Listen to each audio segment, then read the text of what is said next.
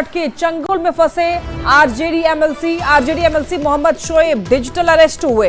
Cyber ठगों ने digital arrest किया, 12 घंटे तक डिजिटल अरेस्ट करके रखा। मुंबई साइबर क्राइम ब्रांच अधिकारी बनकर फोन किया गया था। ठगी से बाल बचे आरजेडी एमएलसी। साइबर थाने में इन्होंने लिखित शिकायत दी है। 12 घंटे तक डिजिटल अरेस्ट करके इनको रखा गया था। साइबर अधिकारी बनकर फोन किया गया था।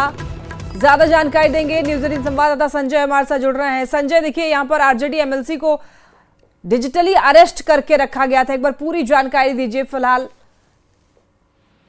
देखिए, बिल्कुल ये जो आरजेडी के एमएलसी हैं इनको डिजिटल अरेस्ट करके रखा गया और वो भी 12 घंटे तक ये डिजिटल अरेस्ट रहे और इनको बताया गया था कि आपकी हत्या हो सकती है, तमाम तरह की धमकियां जो दी गई थी और 12 घंटे तक ये बने रहे और इन्होंने इस बात की जानकारी किसी को दी नहीं। बाद में इनको जब लगा कि इनसे ठगी की जाएगी, पैसे का जब डिमांड किया गया, तब 8 अप्रैल की घटना है। तब ये 9 अप्रैल को पहुंचे पटना के साइबर थाने में और वहां पर इन्होंने लिखित शिकायत जो है वो दर्ज करवाई। उसके बाद जो 2 मोबाइल नंबर सामने आए हैं उनकी छानबीन में पुलिस जो है वो जुटी हुई है और पता कर रही है कि किन लोगों ने इनको कॉल किया था और किस तरीके से ठगी की कोशिश की गई थी। लेकिन ये पहला मामला नहीं है, लगातार इस तरह के मामले सामने आ रहे हैं। आपको पता होगा कि पटना में पटना यूनिवर्सिटी की एक प्रोफेसर थी, रिटायर्ड प्रोफेसर 80 साल की, उनको डिजिटल अरेस्ट बनाकर करोड़ों की ठगी कर ली गई थी। तो तमाम तरह के मामले सामने आते हैं और अवेयर रहने की जरूरत है। ये मुंबई साइबर क्राइम ब्रांच का अधिकारी बनकर इनको फोन किया गया था।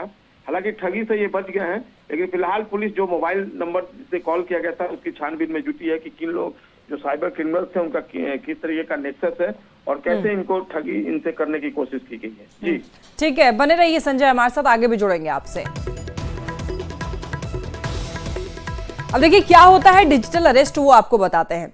देखिए, डिजिटल गिरफ्तारी भी कहते हैं साइबर फ्रॉड को अंजाम देने का एक नया तरीका है। ये नया तरीके का ये स्कैम है जिसमें स्कैमर्स जो है वो टेक्नोलॉजी का इस्तेमाल करते हैं और मानसिक दबाव का इस्तेमाल करके लोगों को अपने जाल में फंसाते हैं। इस तरीके में वो वीडियो कॉल या फिर ऑडियो कॉल के जरिए ठग खुद को सरकारी अधिकारी के तौर पर पेश करते हैं और अपने शिकार यानी कि पीड़ित को झूठे मामले में फंसाने की धमकी देते हैं।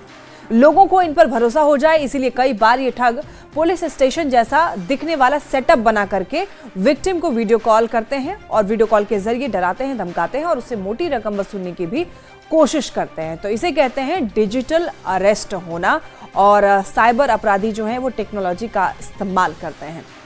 तो संजय हमारे साथ बने हुए हैं।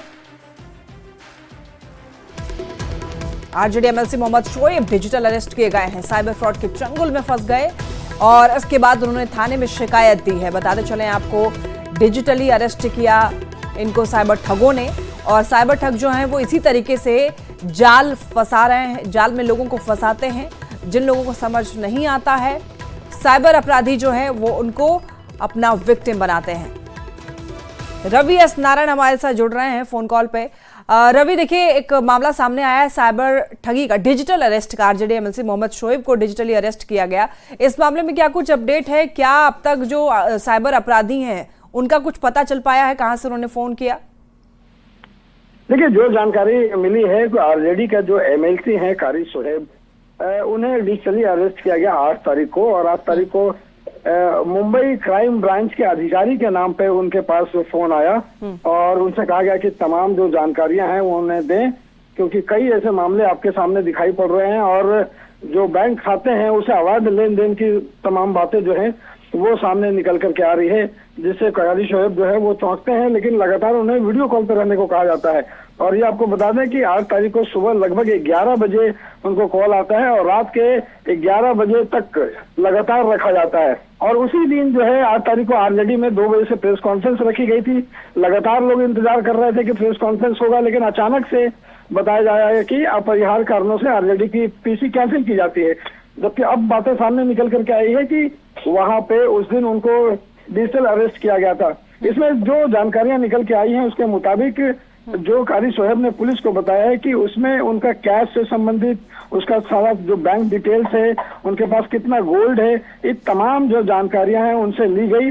ना सिर्फ ली गई बल्कि उनको कहा गया कि एक सादे कागज में सिग्नेचर करके उसकी फोटो भी भेजे। उन्होंने फोटो भी भेजी है। अब जाकर के उन्होंने यहाँ पे मामला जो है वो दर्ज करा है और इस पर कार्रवाई जो है वो आगे की जा रही है। लेकिन तो रवि, उनको एकदम से कब समझ आया कि वो डिजिटली अरेस्ट हो चुके हैं और आगे कुछ और बड़ा स्कैम हो सकता है? क्योंकि देखिए वहां पे जब जिस ढंग से उनको लगातार फोन किया गया और उनके बैंक की डिटेल्स जो खुद उधर से बताया जा रहा था कि आपके बैंक खाता नंबर इतना और तमाम जानकारियां, तो उन्हें लगा कि ये कोई मामला है। उस समय उन्हें नहीं लगा, लेकिन डिजिटल अरेस्ट होने के बाद अगले दिन जब उन्होंने एक पटना साइबर सेल में उन्होंने एक अधिकारी से बात की और उन्होंने बताया कि ऐसा ऐसा फोन आया है, तो फिर उन्हें बताया गया कि ये साइबर अपराधी हैं जो ऐसे साइबर अरेस्ट लगातार कर रहे हैं। हालांकि उनके साथ एक बात जो उनके लिए ठीक ये रही कि तमाम कोशिशों के बाद भी उनके खाते से कोई पैसे की निकासी जो है वो नहीं हो पाई, लेकिन बावजूद उन्होंने साइबर थाने में उन्होंने एक लिखित शिकायत दर्ज कर दी है ताकि तमाम जानकारियों के बाद जो है उनके खाते से या उनके साथ कोई घटना जो है वो ना घटे, धोखाधड़ी की घटना जो है वो ना घटे। इसके लिए उन्होंने साइबर सेल में जो अधिकारी उनसे बात करने के बाद उनको पता चला, जिसके बाद उन्होंने लिखित शिकायत दर्ज की है। ठीक है जी ठीक है रवि, बहुत धन्यवाद आपका इन तमाम जानकारियों के लिए। इस वक्त